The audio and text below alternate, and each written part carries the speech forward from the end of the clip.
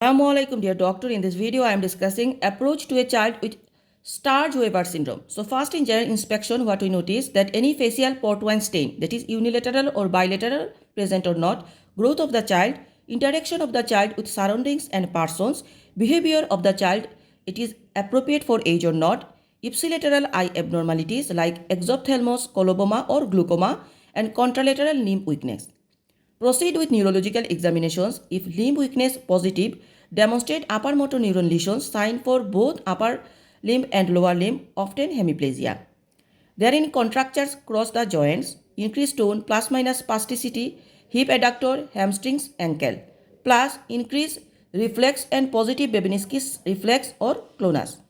I would like to complete my examination by asking about history of seizure, perform a proper development assessment, perform a fundoscopy, looking for retinal detachment. Discussion.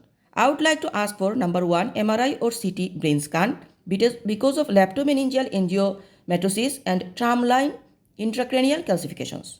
Number 2 proper eye assessment to see any glaucoma or retinal detachment. Management of the port wine stain is that it's a developmental defect of the mature dermal capillaries. Management is camouflage or pulsed dye laser therapy or infrared coagulations. Now, supportive treatment for seizure control, rehabilitative therapy if hemiplegia, eye assessment and management by ophthalmologist and special education needs and supports. Presentation of the case example is that Annie is a 5 years old girl with Sturge syndrome evidenced by bilateral facial port wine stain. She is interactive but her behavior generally inappropriate for her age. She is thin built. I would like to plot her growth parameters onto the appropriate growth charts.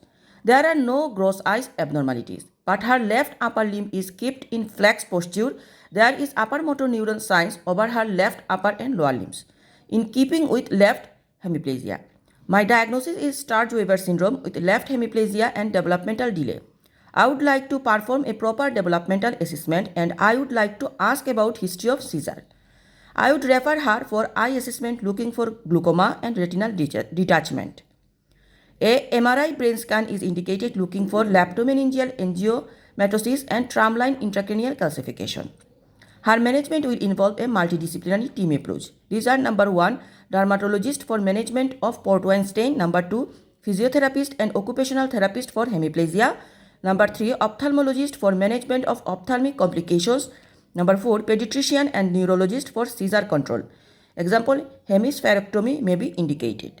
Number 5, education authority for special education needs and support. So this is all about approach to a child with Sturge syndrome.